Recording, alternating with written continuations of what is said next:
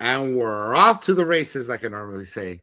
Guys, I am beyond thrilled because each time I jump on here, I feel like I always bring about a colorful person, a person with just eclectic, with so much going on at the same time. There's usually creatives, folks that showcase their talents in many ways.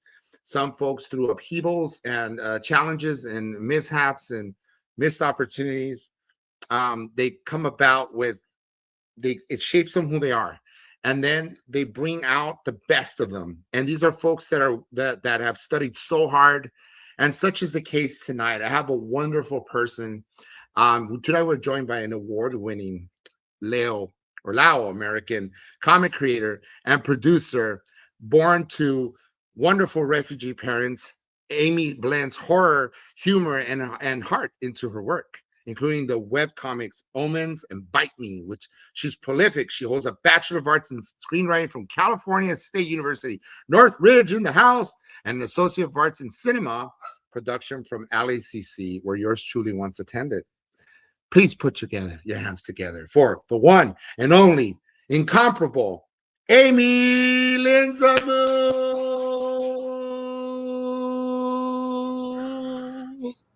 Wow, I feel like I need to put my hands together for that introduction that you just did. That was beautiful. Thank you.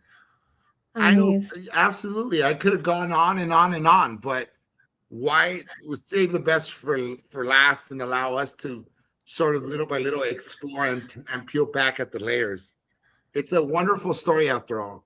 You have been, I mean, you're featured in things. You work with no less Ken Foray. I mean, this actor from Dawn of the Dead is impeccable. This his acting is one of a kind, and he's done like an array of stuff. I know he's been in SWAT, and he's been in a whole host of things. And you guys have in development, working on a special project. It's a zombie comic series, right?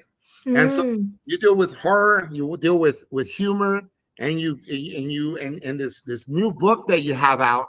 I gotta tell you, you're not gonna believe this, but well, yours truly picked up this book that you have out, and it's on. I think it's on Kindle, and it's interesting because I want to talk a little bit about it because it's interesting how there's this character. The character in the book, she turns these men into females in order to save the world, and it's fantastic. It's Jackie and the Magical Guys. I love it, and I delve into it, and it's got a lot of humor, especially the funny parts to me at the beginning where the female character is goes to the hospital and they're running away. And it says, "You have patience." No, you had a patient or something. Like little things here and there. It's so humorous. And then the grandmother with the grandson. I want to hear all about it because you wrote this whole thing. It's a masterpiece. And I think the pictures speak for themselves. The illustrations are phenomenal. They're out of this world. So Amy, I'm gonna let you talk now. I'm Yeah, just wow, kidding. thank you. You really do your research and you delve so deeply into everything that I've pretty much done. And thank you for taking the time to read my work and everything that I worked on with a great team and great artists. And Hammond's worked with me on Jackie and the Magical Guys, a great artist from Indonesia. And I'm always grateful for everyone that I get the chance to, work in a nice creative space together. And Ken, what can I say about Ken that hasn't been said already? He's Yeah. just this great linchpin figurehead that is what horror became, what horror essentially became when it pertains to zombies. So pretty much even a lot of those in this zombies subgenre, they do credit Ken for his work and a lot of the ways that he influenced them. So, and it's amazing that I also get to work with a horror legend as well. So it's been such a whirlwind and just a lot of excitement. And we've had a lot of great feedback from great writers, prolific writers like Max Brooks, who wrote the Zombie Survival Guide and the Oh, famous World War Z as well, that Brad Pitt starred in. And it's just like these prolific creators would say something so nice about everything we worked on is just it gives me goosebumps in the Mind best way. blowing. Yeah, I Yeah, get it's crazy too. mind-boggling. Wow. Exactly. And you also, let's also talk a little bit about the accolades. 'Cause one of the greatest things is I love my people of color, people that that don't look like your average person, such as yourself and I, and you know, folks that have had to struggle so much to get to where you are now, such as the case with yourself, and sometimes we're invisible, and then suddenly now there's more visibility. I mean, you're at Comic-Con, you're at all these great places that you probably only once dreamt of, and let's not forget Choke was there as well. And I not too long ago. In fact, I'm gonna drop his episode tonight. It airs tonight. And I'm really excited about that. And he just being in Comic Con, wow. I've been a limo driver for many years, and Oh, as a former limo driver, you drive a lot of people to Comic Con. And let me tell you, it feels like a lot like you've sort of made it, you've arrived, even though there's more work to be done because you dabble. I get the sense that with you, for example, and Choke, you guys dabble in the work, mhm. and it's not just about the fame and glory. Everything sort of comes with the Yeah. territory and the hard work. But the most important thing is the meat and potatoes, what you guys are doing that you enjoy. And it's in the making of this, the journey, that you find yourself where you find yourself. And then suddenly people just know who you are, and your name kind of is synonymous with coolness and whatnot. But that comes with the work. But the most important thing to you guys, I think, is the creativity aspect, right? More so than Yes. anything else. And how do you feel about that? I mean, do you pinch yourself when you're in that San Diego Comic Con panel? I do every single time. Every moment that I'm there, I'm just surrounded by such incredible professionals. Like even it was last year that I was able to do a panel with Women in Comics. And it's a great nonprofit, one in Eisner, led by the amazing Regine. She is so remarkable. And the cat's out of the bag because she's now one of the judges for this year's Eisner Awards. So Wow, she's cool. great, such a great leader. And I feel like every single time, because we're always situated next to each other and we're table neighbors and we're always just beside each other, and she's always just uplifting others and elevating others, and I'm just so happy that I'm just surrounded by such great people all the time, and I see them every year. And I'm not the only person that says this, but there are people that you won't see for like another year or two, depending on when they want to go to San Diego. And then when you reunite with them, it's just like a little family reunion, and Right. everyone's just like hugging and smiling and just catching up, and then just trying to see everyone else too at the same time because you want to say hi to everyone who traveled from all over the world. All You can over be the from world. Wow. Japan, anywhere, and everyone's just coming in and just trying to like Take it in. reunite with the people that are just like bringing all this work together because it touches so many lives, everything that everyone creates. And I'm not the only one that thinks this, but just if one person can just have that seed of joy when reading your work or experiencing your art, anything, then that's what fulfills us as our purpose. You've done my As job. yes, then we're very happy if there's that even one person that laughs at our like jokes, our dad jokes when they read our comic, and then there's that That's one me. joke about the patient. Yeah, yeah, Right? You and said then patience, and it's no patient. You're saying because the patience gain away. I loved it. I thought it was pretty cool. I see so many dad jokes. I had to like let it out somehow, and that's the only way I can do it. Listen, what Um, about the book? You threw out the only book we had of jokes. I know that that's the jokes. Yeah, that was one of them. Yeah, it was like an insert joke here. And Yeah, what's funny is I was just like, should I really just make a joke and just put a joke in there, or should I just say insert joke here? And yeah, I was just yeah. so That's funny. Insert joke here, and you had the thinking bubble or the cloud. I think it's phenomenal. I love to see more ladies such as yourself thriving in this industry, and you're definitely doing something that's unconventional in your area, which is comic books, horror, and humor. let's talk about how this sort of takes shape. When does it start for you, and how you decide? Because you're very it's unique to this niche, right? Yeah, so pretty much, I've always been a fan of Rumiko Takahashi, Hmm. and she wrote big mangas such as like Inuyasha, Ranma One Half. Um, she also had pretty much a reboot of one of her comics, which is Ranma One Half, and Netflix just pretty much stylized it to be a little bit more modern right now. And she pretty much like inspired me with her comedic sort of jokes and just like this the silliness, the antics that comes along with the martial arts and the Hmm. action that she creates. So I just really liked how each comic page during these fighting sequences felt like they were just flying off the pages. And Right. I wanted to have work that included just like martial arts, action, fighting, but also have heart and be funny and just have these tales of friendship and found family. And I feel like as a theme, I feel like found family has consistently been littered throughout my work. And maybe it's because like I only have like one other sibling, my sister, Amon, and she's great, and I feel like we're just like really close because we're 2 years apart. So we Right. actually worked together on the comic with Ken, and then I Hey, feel like wow. a lot of family things going on and friendship, and because like I was like a lonely child a little bit.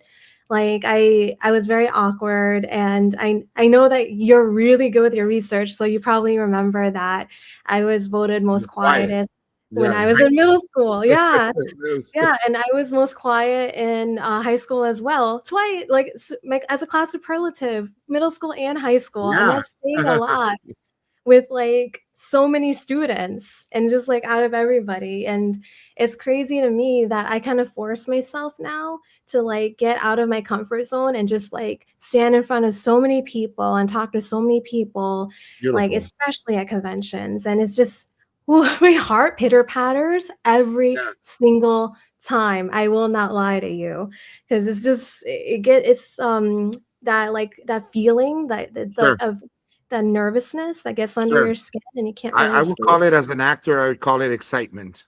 Oh, assignment. The word, if you repurpose the word and you sort Mm, of kind of recalibrate it, it would be excitement, because if you it carries kind of the same emotions. Therefore, it's okay to just say I'm excited as opposed to nervous, because then nervous might take a sort of rear an ugly head that you don't want to. I'm nervous. It might take you yeah. someplace else. Excited. Oh, everyone's excited. You know what I mean? And it's sort of how you kind of repackage the word, if you will, and sort of it'll take you there, as opposed to having fear. You know what I mean? Like, Mm, in the wake of what you're doing, having fear instead you're having excitement. So those are things that mm, I was taught very early on in my acting classes. ooh, And I mean, but it's got to be, you're up on stage. Anytime you're up on stage, even what be it being a speaker, you're talking to a whole sea of people, or be it you're a comedian, you're all by yourself up there. At the end of the day, um we get, there's gonna be, like, you're gonna get the heebie jeebies. You're gonna feel a certain way. Something's gonna be coursing through your body, and then you might perhaps stutter a couple words that don't come out quite the way you want them to. But I love that you do what you do. I love that I love that you stand in front of a lot of people, and you yeah. empower other women, and you Thank empower you. a new generations coming up behind you. And that's super important. It's very Mm, important, because we need more voices. That, like, once upon a time you were kind of silenced, and then suddenly you mm, became like a mouthpiece for, like, this new generation of creators. And I'm happy to have you on, because of such things. I also know that Birdie told me that you also dabbled in martial arts. Can you explain to tell us a little bit about that? oh yeah. No So, stone unturned. oh wow, you've done a lot of research. So, When I was in high school, I was for a time, like I think it was my junior year of yeah, my junior year of high school. I decided to join the wrestling team, and there was this one other girl that joined with me, but then something happened, and then she was made to quit. Um, which is normal. Things happen all the time. Sure. So I found myself being the only girl on the wrestling team for my junior and senior year of high school. Wow. And I'm not gonna say I was great. I was pretty terrible. I was pretty bad. I won my first match, and that was pretty much like the only time I won because I was mainly like I think it's only I think I was up against a girl during a tournament, but I feel like most of the time I remember I was only up against guys. And yeah, that's no excuse. I still need to be better. I need to get good. That's all it I like is. the There's no I excuse for like your that. enthusiasm. I like your tenacity, but if you think about it, you fighting men and then winning once, it makes you a winner. Makes you a winner. And I And if won you through a want to, forfeit. I won right? through a forfeit as well. Another one, another time. Right. But at the end of the day, it teaches us that we can't always win, right? But when you win, you win. So you Mhm. won. At one point or another, you were able to say it, I won. And Mhm. that's big. And you tried and you did something that most girls didn't do in your school. So it's huge. I think it's huge. I think it's really awesome. And I'm happy that you're able to sort of kind of break the mold that you were in before. Now, was there a time did how did this all come about? Did it sort of spawn from the fact that you were a quiet individual, a student that was sort of kind of, you know what I mean, like private, and then suddenly said, hey, Mhm. you know what? Let's go all out or go home, go big or go home kind of thing. I'm gonna start. And you just went into like something so extreme, like an extreme sport, and then said, I want to fight men at that, why not? Oh my gosh. It was honestly, I've always liked like anything action related as well, but mainly it was my cousin that inspired me because she is a great wrestler. She was Oh, on a boys team. She killed it. She was really good. Like she won so many tournaments. She won so she has so many medals. In fact, one time when she came over to visit me in LA, there was like a tournament happening. Like this is when we were older, by the way. mhm. And she won two medals, and then she gave me one just so we can both have one. And then I just felt so special. And she started her own like Brazilian jiu-jitsu sort of Wow. gym. Like she started doing a bunch of things. She trained while pregnant. Like she's incredible. And then she's always inspired me. And our moms actually talked. So I didn't know this when my cousin told me this later. She said that our moms were just kind of upset with her for making me quote unquote join wrestling. And it was one of the best decisions I've ever made because it made me get out of my shell. I Mhm. still wasn't the person that spoke more or anything like that. It only helped me like slowly gain that confidence to start That was kind talking of to the people. preamble, sort Yeah, of the yeah. prelude of what's to come. Yeah, it was a prelude of just me like, getting out of that comfort zone. And then later on, I found out that when I graduated, there was a girl that looked through the yearbook and then she saw that I joined wrestling. So she joined after. She's a really nice girl. Her name is Brittany. And then she said that I inspired her. And I was like, oh my gosh, I didn't know that. And then she's really sweet. We're still Facebook, not Facebook friends. I think Instagram friends. Yeah. I think I still have her on Instagram actually. And I think she's doing great and I'm happy for her and she's done so well for herself too and I'm just proud of everybody and I'm not saying it to take credit for anything at all, but I'm just saying how like it uplifted me that she even thought to tell me that and it just made me so Yeah, happy. So I was just like she if looked you up, right? And it was yeah, like, so she you're like a hero, and you didn't even know it. Yeah, she lifted me up by saying that. And she did everything on her own. Like she's great. Like the fact that she even said that to me, that was really, really sweet. And that made me happy. And I just try to like be the person that's like, you know, bringing like positive energy and not like bringing anyone down or anything. So I've always Yeah. Never pushed a downer, myself. always an upper. You want to just be a person that helps people move forward and evolve and turn into what they're supposed to, what they were meant to turn into. And sometimes by like Gandhi once said, that old adage of be the light you want to see in the world or be the change you want to see in the world.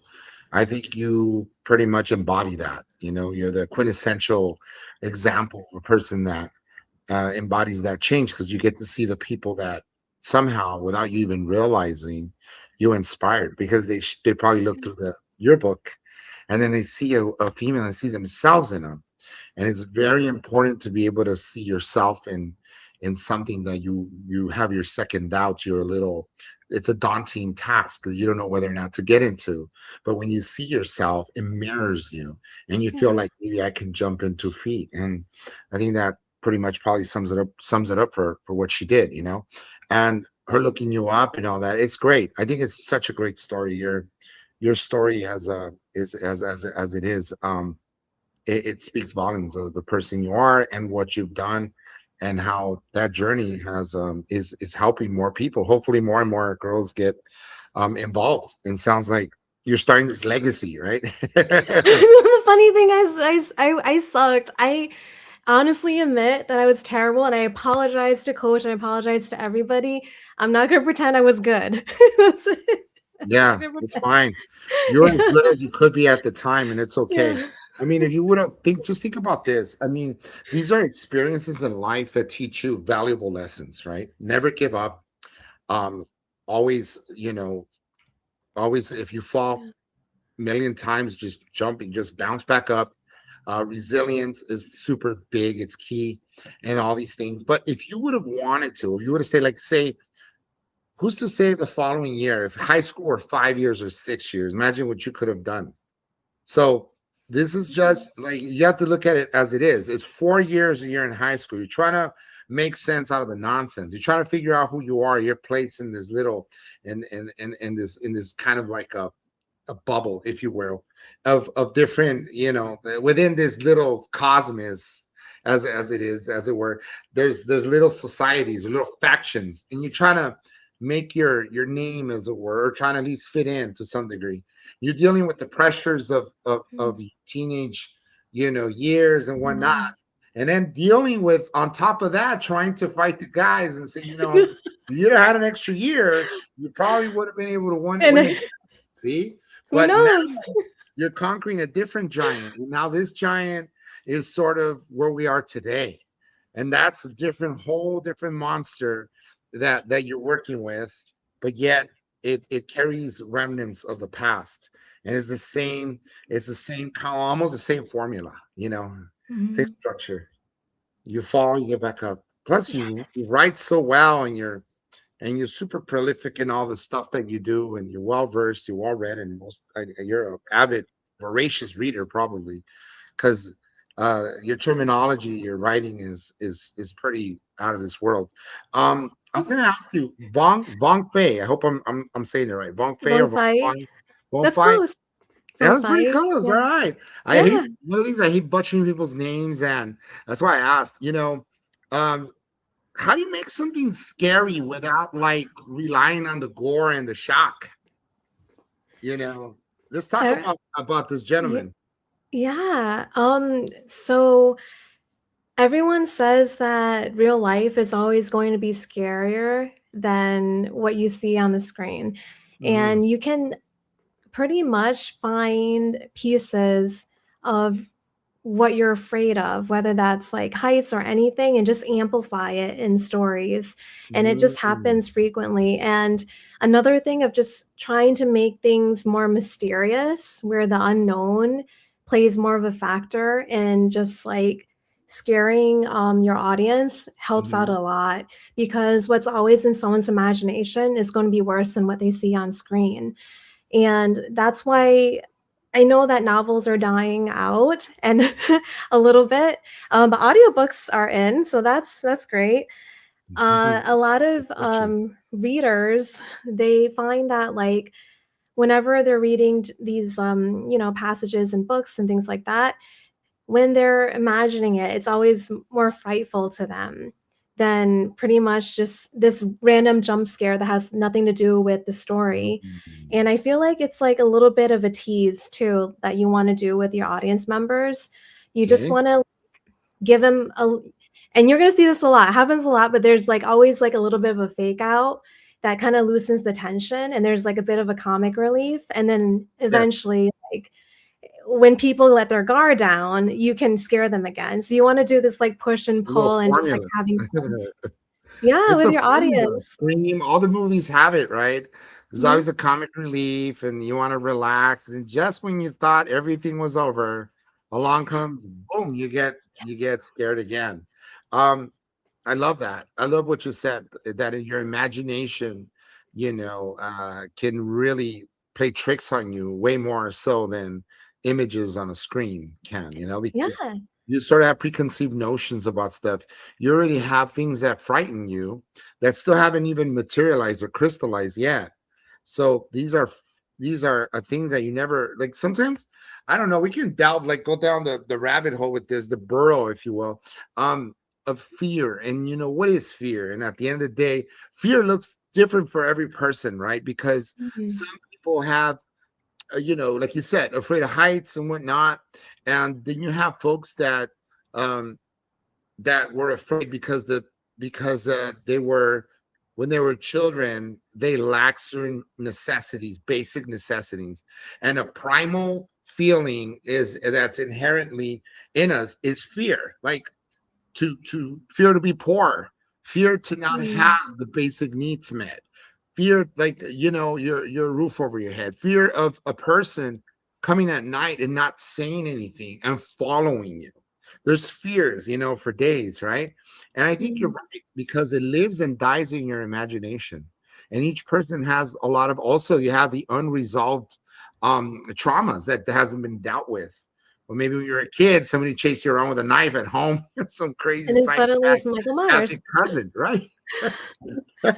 Who knows? It's Halloween, and then you just hear Right, that music, and you're just like, "Oh." right. It's almost Scared out of like your skin.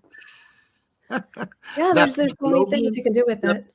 the Pavlovian salivation of the word when you hear the freaking knife and it. Yes. Yes, exactly. You're That like, oh score my is God. remarkable. It's It's legendary. unbelievable. Yeah. I actually, it's funny because I was telling Choke that I drove two legends, and not to veer off of what we're talking about, but I'm super, like, a big fanatic of Scream and Halloween, one of my favorites growing up. And then, and Nightmare on Elm Street. I met Robert Englund, who portrayed Freddy Krueger, and I Mm. got to drive him one night, and about it for an hour or so, while he was going into people's dreams. Kidding. Night. No, I drove him I drove him to the Simpson 25th anniversary of the Simpsons, and I got to learn about Freddy Krueger. And he was telling me that he had something to do with the movie Halloween. He was part of the crew. This is before the Nightmare on Elm Streets. And then I drove Wes Craven, who passed away, drove him and his son. So these are, Wow. yeah, it's legendary stuff. I mean, crazy, right? Mm. You have amazing stories. I got stories for days. And then I drove Cloris Leachman also, who was in uh, Frankenstein, or Frankenstein, right? How, what's his name said it in the movie Frankenstein. Frankenstein. Frankenstein. Frankenstein's monster, Dr. Frankenstein's Whatever. monster. And then, but in the movie it goes Frankenstein, Frankenstein, Frankenstein. It's kind of it's very comedic, like the movie Yeah. they made in the 70s with I can't think of his name right off the top, but he was he's a guy in the original Willy Wonka, in the Willy Wonka. He plays Willy Wonka in the 70s version. And And anyway, you can look it up while I talk. No, um, yeah, and nothing but great people and great stories surrounding horror and how it felt. And I honestly, and here's a fun fact, okay? Um, Robert Englund or Freddy Krueger, his Mhm. house had a picket white fence in Laguna. He lives in Laguna, or used to live in Laguna, and it had a picket white fence, just like the movie. I guess the house in it's in Hollywood, but it's supposed to be the Elm Street house, right? It has a picket white fence, so it's interesting. We have so much to see over here in LA. It's remarkable. Like every part of history, every part of like the dark history of LA, the ghost stories, everything, the Hollywood sign. We have Yeah, like so many stories. It's unreal. yeah, And the ghost tours are certainly very popular around here. If yeah, you for go sure. around, yeah, the Now, Hollywood Walk of Fame, you'll see a lot. And so when did you come out to LA from? What are you, Rhode Island? You're a Rhode Island kid? oh yeah, I am. I grew Man. up actually in Woonsocket, Rhode Island. Mhm. It's a small city. I think my graduating class, ooh, 10 was 10 kids. Just kidding. okay, a little bit more than 10 kids, but we weren't. I don't think it was a lot actually. Yeah, Yeah, I don't think it was a lot at all. I can't say the exact number, but it was a small, give me a very, very ballpark. small city. Ballpark. 200 kids. Yeah, I would say about, yeah, because like you pretty much bump into anyone at your like local supermarket Mhm. and you see someone that you know. It happens frequently. And I was surprised whenever I would visit annually to see my mom that there's always someone that you're gonna see. Here's the funny That's part. always it. It's a Here, fun part. Yeah. It's holy good. cow! Can you imagine your teacher having a moonlighting another gig, and you go to the Yes. frickin' 7-Eleven gas station, and he's like, "Hi, how much is it gonna be on number?" Mr. So and so, what are you doing here? Oh Oh, I my have a second gosh. job, and then you the following Saturday, and he's a bag boy or a cashier. Oh That'd my have been funny, gosh. man. That'd have been so like so gnarly and crazy. Um, let's talk about Ken Foray. I mean, how did you when did you meet him? When did you first? I'm still like baffled and trying to figure this whole thing out. When did you first Mm. meet Ken, and what was that interaction like? Boy, I want to know. Ooh, okay. So pretty much it's like a right situation, right time thing where I've actually met Jeff Gunn from Infamous when I was Oh, at special edition San Diego Comic-Con because this is yeah. when the pandemic was happening and then Mm, San Diego Comic-Con was pretty much, fizzling out due to the pandemic, and then it's slowly reawakening again, and then just to see if there's how many people can come around, there was the special edition version of SDCC. So I hmm. signed up for that as a vendor, and it was it was still a fun time. It was still a fun time. Everyone's just trying to get their, themselves back up and they're just like trying to go about their day again, and you can see that everyone was trying to recover, right? So pretty much like I'm just there just introducing my work at my table, and then I meet Jeff and he's just so friendly and nice. Had no idea who he was or what he did, and I was just like, hey, hi, how are you? Come check out the stuff. You got any questions? And how are you? Things like that. I like to greet everyone and say hello, and then Yeah, you're super friendly. You went out of your way to say hello to my son. And you made an impact with him. You said Amy's super cool and super oh, down to earth, and she has her feet, cemented on the ground. She's really grounded. Super nice. Thanks. Really appreciate that. oh, you both are great. Thank you. You're both really sweet, and that's really kind of you to say. Um, you have a remarkable family. I can tell Thanks. Yeah. just like being around you both, and thank you again for coming out to the coffee shop. And It was it, fantastic. that's how it starts. Yeah, but that exactly what you mentioned earlier. That's how it starts, like just being there. And then from there, I met Jeff, and then I kept going to conventions consistently and went to the sister convention, WonderCon. And then I just Anime Expo, LACC, everything. Like I just kept going and going. And eventually, like, years passed by, and Jeff, he would ask me, he said, "Hey, because I make my rounds, like as I mentioned earlier, you got to say hello to your, convention family because you never see them. You only see them during that time." So I So would true. make rounds, right? And Mhm. then Jeff asked me, he asked if I would be at the table. I was like, "Okay, I'll make sure to be right there." And little did I know, at my table, Ken would be there. And then that's how the introduction started. And Ken was looking for a team to build his vision. And that's Yeah. where I got started in being pretty much the producer, editor of it, helping assemble the team, putting it together, my sister, the art director. And I would design the interior of the book and then things like I would just do design work, whatever everyone needed, I was kind of there. And then we would just start building our team from there. And then here we are now. We have our first issue. We had a successful Kickstarter, a lot of great feedback, very positive. Uh, Thank you, Phil, as well, from editor in Fangoria, and thank you everybody who did a write up, Dress Central, everyone.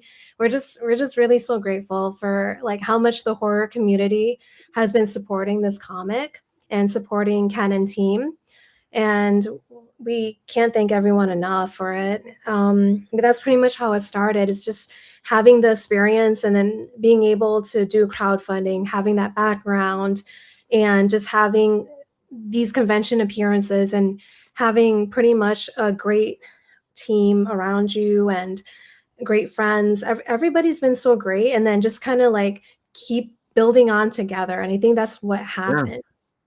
You got Yeah. so many tentacles everywhere, you Yeah. start growing and spreading out. And then these pop-ups are fantastic, by the way. And I used to go to LA Con, like Yeah. when they had the Comic Con in LA at the Shrine Auditorium many years ago. They still have it there. They still have it at the Shrine Auditorium. And I used to really, I was super young at the time, and I I enjoyed going there. And I think we've come a long ways from these smaller ones to San Diego, obviously being the mother lode, but now everywhere. Like there's little places, the comic book centers where they do pop-ups, and then you guys come on and do panels everywhere, and it filters into even Zooms and online stuff and podcasting, such as what we're doing now. So it's really amazing at the what the future holds, and it's very promising. Let's talk a little bit about your work. How surreal is it that your work made it to Let's Make a Deal show? Wow. Oh, How that was surreal. Wow. Let's talk about that for a wow. second and touch on that. You won an international book award. That's huge. Yeah, I'm still shocked that I was able to be a contestant on Let's Make a Deal, and I I was so excited to be up Excited. there Yes, good job. with the Wayne Brady, and how hilarious it's hilarious to see how charismatic he is, and on the Quick-witted spot, too. funny, witty, Yeah. yes. Behind the scenes, in front of the camera, he is hilarious, and then he would talk to Classic. us. He's so kind, even Mhm, when the cameras are off, he's so kind. He went around and asked us if we had any questions, things like that, mhm. and also he said my comic looked good, which was sweet. He said that too, and he's like, "Oh, it That's looks very cool. good," and I was so Gracious, happy. right? Gracious, totally gracious. Yes, 'cause, Mm. he loves comic books. He's Who actually doesn't? Who he doesn't? At the end of the day, like the majority of people have grown up with comics, like comic books. There's a place in Santa Monica that's a comic book place that I used to go to. It was like a former gas station turned into a comic book, store. You know what I'm talking about? It's adjacent to the 405 freeway. Ooh, Sawtell maybe, or Venice and Sawtell maybe, perhaps. Um, there's a comic book mm, store there. Occasionally we used to go whenever they had we used to go there when they had the free comics. When my son was little, I would take him there when they do like the free comic book day. And they give you like all these different cool stuff. It was really neat. Um, there's one in Pasadena that I used to also go to. I occasionally next to Target or across Oh, from Target. I lived in Alhambra for many years, so I used to sort of stick around in that oh, you vicinity. moved around quite a Yeah, I bit. moved in Silver Lake, Echo Park. I grew up in Lincoln Heights, born and raised. Live in El Sereno, Alhambra, and Van Nuys, the Woodland Hills. Finally, Now um, you're here. yeah, I'm here in the valley. You're in the valley too, right? Oh no, no. Are you in the valley? Are you? Are you Yes. yeah, you're in the valley. I think we're neighbors actually next door. Just kidding. Um, so, I mean, you're also beyond all this. You're a community. You're basically like an advocate for a lot of different things, right? Hmm. I must have seen, or is it just I don't know? Correct me if I'm wrong, but there's one of the it's pretty defined on there. It talks about wheelchairs and whatnot. And I thought that was near and dear and close to my heart, being that I worked with kids with Oh. mentally challenged and students with I call them superpowers, right? The special need community. So what exactly did you do with regards to the wheelchairs?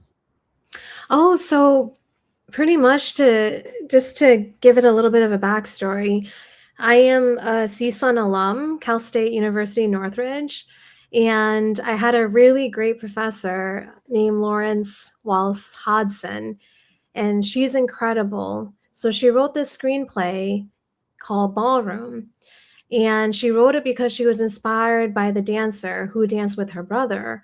And the dancer was in a wheelchair, and her brother had to learn choreography and just pretty much like do the most beautiful performance ever with his dance partner.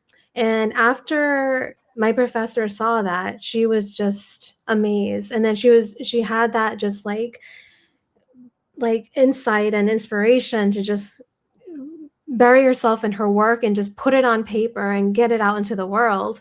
Okay. So she started working on that feature, and then pretty much it's pretty much completed actually. It's called Ballroom, and Okay. I helped out by being the associate producer of the movie by promoting the movie and going to places like Abilities Expo and to talk about the Fantastic. film and how important it is, because this is a project near and dear to my professor's heart.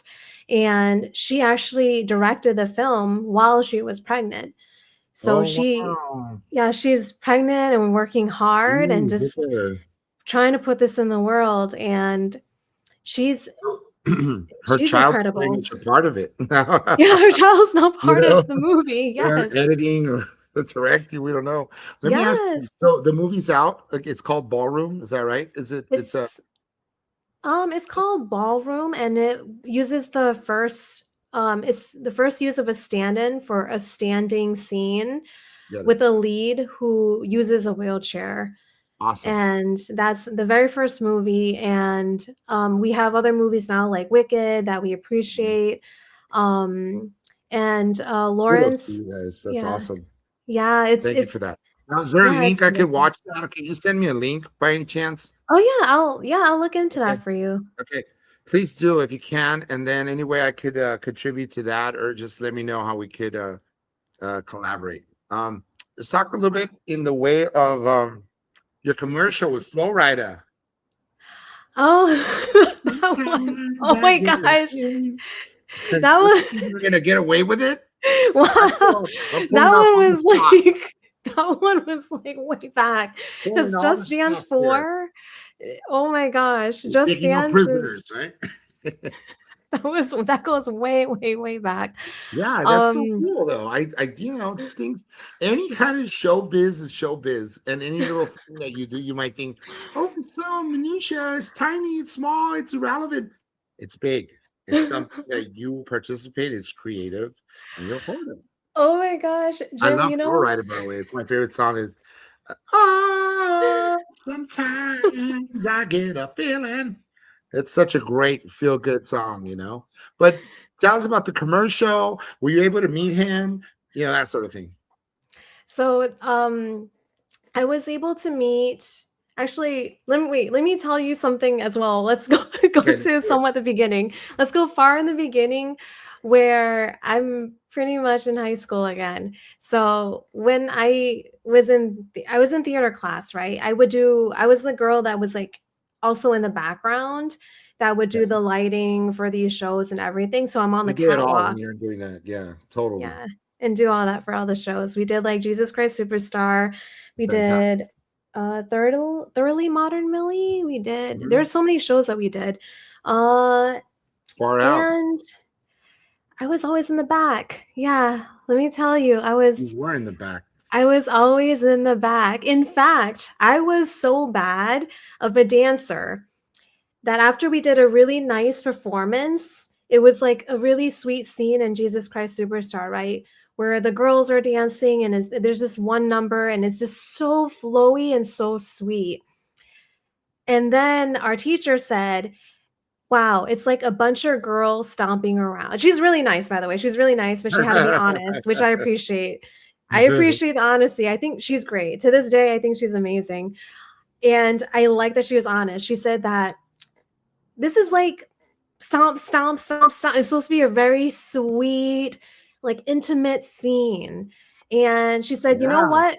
She's like, I will put a paper in front of my door and just put your name on the list if you just want to be out of this number. Because she was so nice. She was so nice that she's just like, Wow. She's just nice to a volunteer fault. yourselves out. She's nice to a fault. Yeah. And I put my name on that. I was like, I know it's me because I'm in the back because I was slowly like going into the back. You're inching away as far I was away from inching everything away. as possible. Yeah, yeah. So I was like, I'm putting my name there. So now let's fast forward to Just Dance Yeah. 4. And in the beginning of this music video, right? Guess who's right there in the front? Guess. Guess who else is in the front? No In front way. of Are you everyone. serious? Yes. So if you watch the video, I'm like smack dab right there. And then we have the camera panning Full and circle. everything, and all these like famous YouTubers. You have Lindsay Sterling there with her violin, and she was sweet. Behind the scenes, like we had this really big scene of everyone on the grass. And Lindsay is just like, where am I supposed to go? She's Holy like, where am cow. I supposed to go? Because we had so many YouTubers.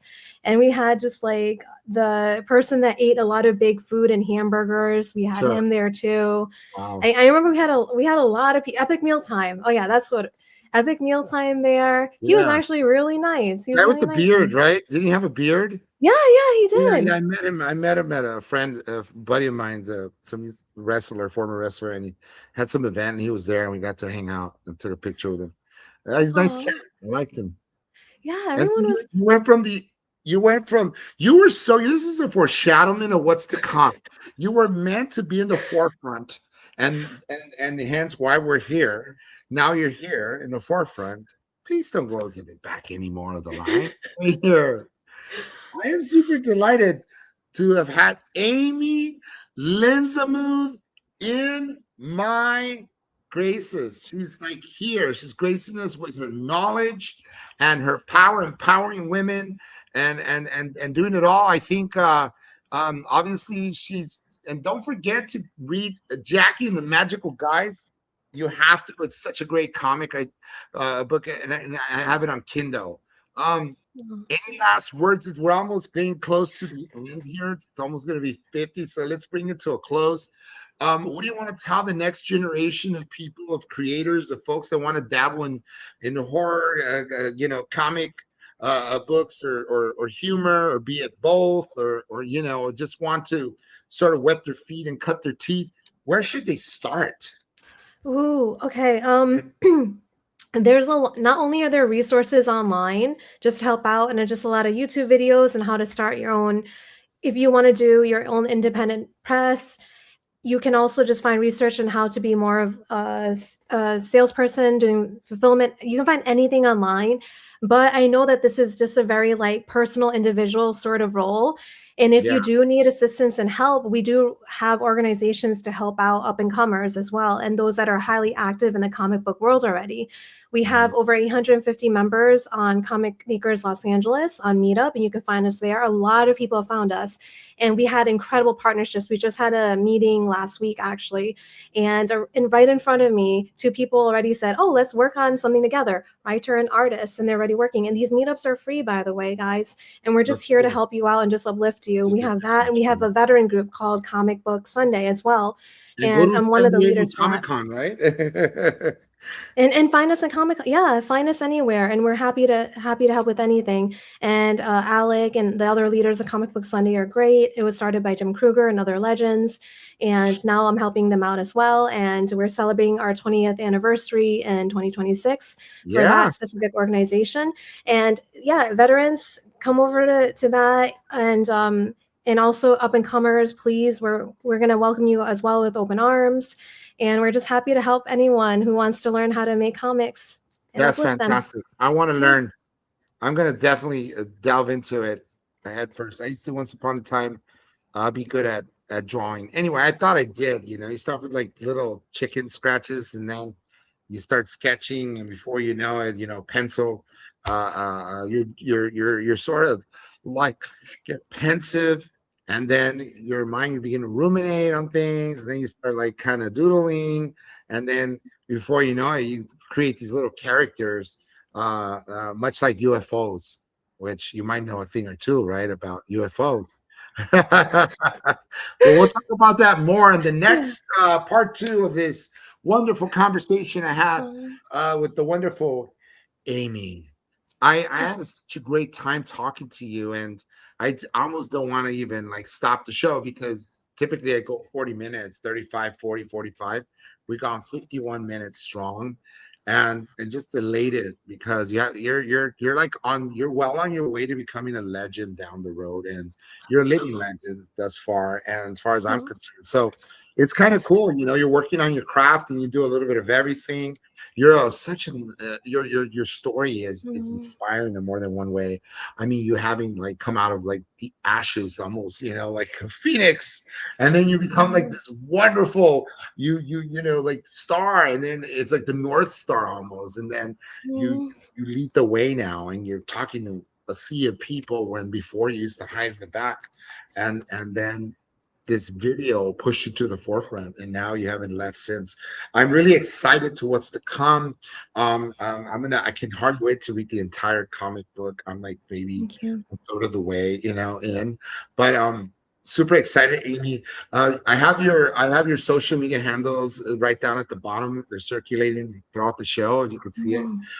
Is that across the board, basically in every platform? Yep, Oh, Twitter, Instagram, everything. MySpace. Just kidding. Yeah, I mainly use Instagram. That's my main one. So feel free to DM me. And I thank you, Jim, for everything. And this has been such a blast, and I had so much fun. Time flew by. I had no idea it's even been that long. Yeah, it's 51 minutes. 52 minutes. And then also too, we got to talk about you're also a gamer. We didn't get to touch on that. We'll talk about that in the next part for sure. That's my show, guys and gentlemen. Almost Famous Radio Podcast. Yours truly, Jim Francis. Hello and goodbye until we meet again. Thank you so much. Thank you. Bye now, Amy. Bye. Take care.